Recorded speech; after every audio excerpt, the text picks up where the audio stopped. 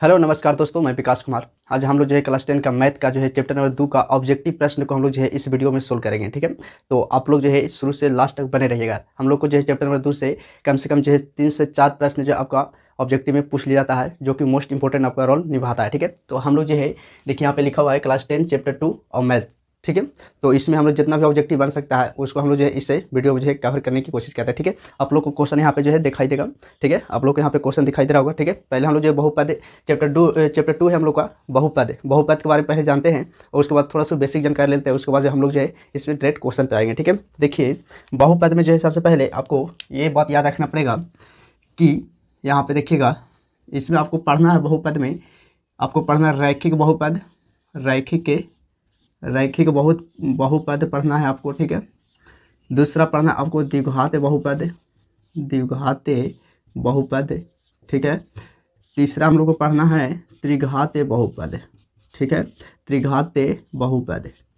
ठीक है, बहुपद में हम लोग जो है ये तीन होके पढ़ते हैं। ठीक है, रैखिक बहुपद, द्विघात बहुपद और त्रिघात बहुपद। ठीक है, तो इस चीज़ की पहले जानकारी हम लोग लेते हैं कि रैखिक बहुपद जो है किस रूप में होता है। तो देखिए रैखिक बहुपद जो हम लोग का ax प्लस के b के रूप का होता है। ठीक है, इस रूप में रहेगा तो हम लोग कहेंगे कि ये रैखिक बहुपद आपका है। ठीक है, वैसा ही द्विघात बहुपद अगर जांच करना है तो आपको जो है इस रूप में देखना पड़ेगा। ठीक है, ax² प्लस bx प्लस के c। ठीक है, अगर इस रूप में है तो आप बोल सकते हैं कि द्विघात बहुपद है। ठीक है, अगर त्रिघात देखना आपको तो आपको जो है इस प्रकार से होना चाहिए। ठीक है, ax² bx² plus cx plus के d। ठीक है, देखिए रैखिक बहुपद के लिए आपको इस रूप में होना चाहिए। ठीक है, द्विघात बहुपद के लिए आपको जो है इस रूप में होना चाहिए। ठीक है, त्रिघात बहुपद के लिए आपको जो है इस रूप में होना चाहिए। ठीक है, तो इस रूप में रहेगा तो अब यहाँ पे जो है पहचान का बता सकते हैं कि कौन सा द्विघात है, कौन त्रिघात है और कौन जो है आपका रैखिक बहुपद है। ठीक है, आपको यहाँ पे एक बात याद रखना कि रैखिक बहुपद का घात जो है हमेशा 1 होती है। कितना होती है? 1 होती है। ठीक है, और द्विघात बहुपद में इसका घात कितना होता है? 2 होता है और त्रिघात वाला कितना होता है? तो ये 3 होता है। ठीक है, ये बेसिक जानकारी है। साथ साथ इसमें 2 चीज़ और भी याद रखना आपको। ठीक है, देखिए यहाँ पे क्या याद रखना है। ठीक है, यहाँ पे आपको याद रखना है शून्यांकों का योग।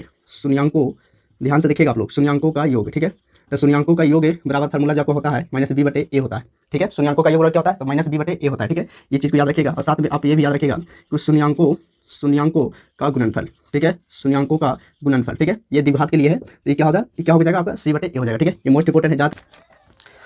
तो चलिए क्वेश्चन आपको जो है यहाँ पे दिखाई दे रहा होगा, हम लोग जो है इधर सोल्व करते हैं। क्वेश्चन देखिए फर्स्ट में क्या बोल रहा है, आपका ऑब्जेक्टिव है। ठीक है, देखिए क्वेश्चन बोल रहा है कि यदि बहुपद px बराबर x² - 2x + 5 के शून्यांक के a और b हैं तो a b का मान ज्ञात करें। ठीक है, देखिए हम लोग को जो है यहाँ पे px बराबर जो दे दिया है, क्या दे दिया है आपका? दे दिया है x² - 2x + के 5। ठीक है, तो आपको पूछ रहा है, तो आपका जो पूछ रहा है ए बी का मान क्या होगा। ठीक है, तो ए बी का मान जो है क्या होगा। ठीक है, ए बी बोला है मतलब शून्यांकों का योग बोला है। ठीक है, देखिए अगर यही अल्फा प्लस बीटा रहता तो ये शून्यांकों का योग हो जाता। यही चीज़ अगर इनटू में है तो ये शून्यांकों क्या है? गुणनफल है। ठीक है, अब समझिएगा इस बात को। ठीक है, तो हम लोग क्या पूछ रहा है? शून्यांकों का गुणनफल पूछ रहा है। ठीक है, तो यहाँ से देखिएगा आपको कैसे सोल्व करना है। ठीक है, आप यहाँ पे दे दिया गया है px यानी बहुपद हम लोग को दे दिया यहाँ पे। ठीक है, कि x² - 2x + 5। अब आपका जो है ए बी का मान पूछ रहा है। ठीक है, इसके लिए 4 ऑप्शन भी दिए गए हैं। ठीक है, यहाँ पे देखिए आपको सबसे पहले क्या करना है, यहाँ पे आपका कुछ भी नहीं है तो आपको 1 देना पड़ेगा। ठीक है, तो ये आपका a का मान होता है, ये आपका b का मान होता है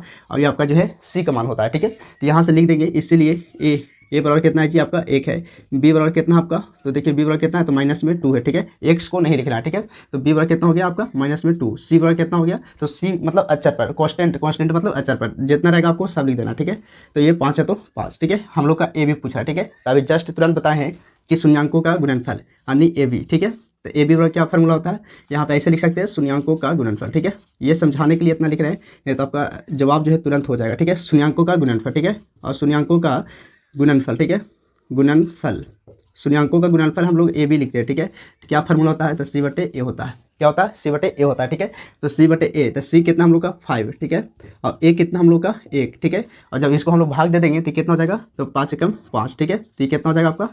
5 हो जाएगा। ठीक है, तो आपको देखिए ऑप्शन नंबर कहाँ पर आपका जो है 5 दिया गया है। ठीक है, तो आपका ऑप्शन नंबर ए में है। कहाँ पे है? तो आपका ऑप्शन नंबर ए, तो आपका जो है यही आंसर हो जाएगा।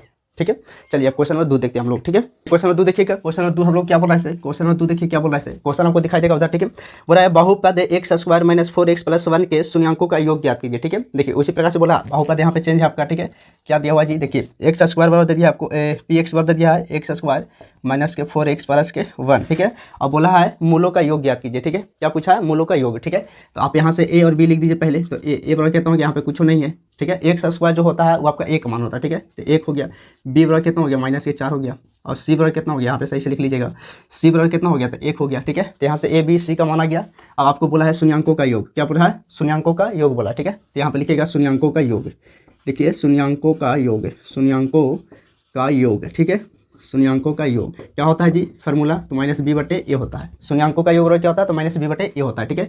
तो माइनस है तो माइनस, और बी का मान कितना है? तो देखिएगा तो माइनस में 4 है। ये माइनस से आपका फार्मूला वाला है, ठीक है। और बी जो है माइनस में 4 है, ठीक है। तो ये माइनस में 4 बटे में ए कितना हम लोग का? ए देखिएगा तो 1 है, ठीक है। तो ये माइनस माइनस क्या हो गया? प्लस, और बटे में कितना है? 1। जब भागा देते हैं कितना जाएगा? 4, ठीक है। तो यही हम लोग का आंसर हो गया।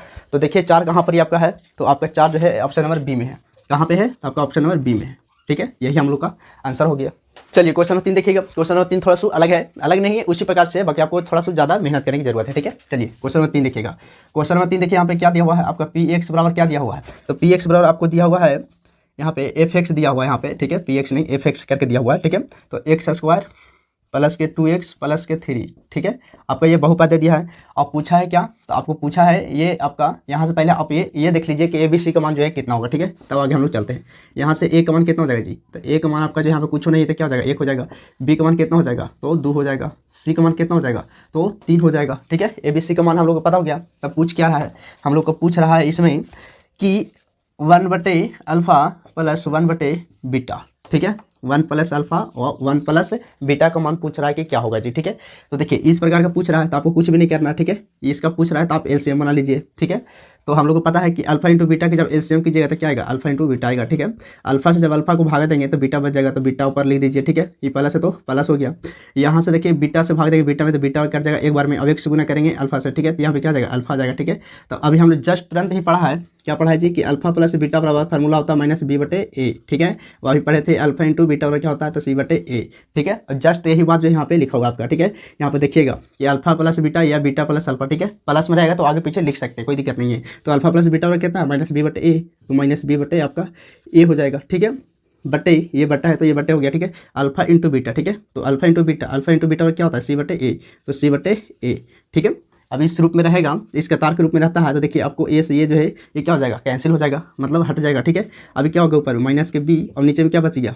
सी बच गया, ठीक है। तो आप ऐसे भी याद रख सकते हैं कि 1 बटे अल्फा प्लस 1 बटे बीटा के रूप में रहेगा तो इसको डायरेक्ट आपको लिखना है माइनस बी बटे सी, ठीक है। आज के बाद जो आप डायरेक्ट इसको याद रख सकते हैं, ठीक है। इस चीज़ को याद रखिएगा। अब इसका मान बैठा दीजिए। तो माइनस है तो माइनस, और बी का मान कितना है यहाँ पे देखिएगा? तो बी का मान आपका 2 है, तो क्या हो जाएगा? 2 बटे में सी का मान कितना है? 3। तो आंसर कितना गया जी? माइनस 2 बटे 3। आंसर कितना है? माइनस 2 बटे 3। तो कहाँ आपका ऑप्शन में, ठीक है। तो माइनस में 2 बटे 3 देखिएगा तो आपका जो है ऑप्शन नंबर डी में है। कहाँ पे है? आपका ऑप्शन नंबर डी में, ठीक है। यही हम लोग का आंसर हो गया। क्वेश्चन नंबर 4 की ओर चलते हैं हम लोग। क्वेश्चन नंबर 4 देखिए क्या दिया हुआ है। क्वेश्चन नंबर 4 हम लोग को दिया हुआ है कि एफ एक्स बराबर आपका है x square plus x plus के 1, ठीक है। और फिर वही बात पूछा इसमें कि 1 बटे अल्फा प्लस 1 बटे बीटा का मान जो है क्या होगा, ठीक है। देखिए जस्ट बन जाएगा, तुरंत बन जाएगा, ठीक है। यहाँ से एक मान ले लीजिए तो यहाँ पे कुछ नहीं तो 1 है, ठीक है। बी का मान क्या हो जाएगा? यहाँ भी 1 से यहाँ पे कुछ नहीं तो 1 हो जाएगा, ठीक है। यहाँ सी का मान क्या हो जाएगा? 1 हो जाएगा। सब जो है 1 1 है, ठीक है। आओ 1 बटे अल्फा प्लस 1 बटे बीटा के मान क्या होता है? तभी तुरंत बताए कि माइनस बी बटे क्या होता है जी?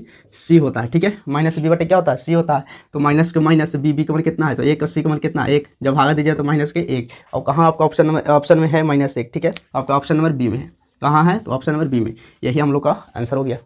देखिए कितना। क्वेश्चन नंबर 5 देखिएगा उसी प्रकार से जैसा 3 4 था वैसा ही क्वेश्चन नंबर 5 भी आपका, ठीक है। यहाँ पे देखिए दिया हुआ है आपका बहुपद बराबर दे दिया है, क्या दे दिया है जी? कि x square plus 2x plus के 1, ठीक है।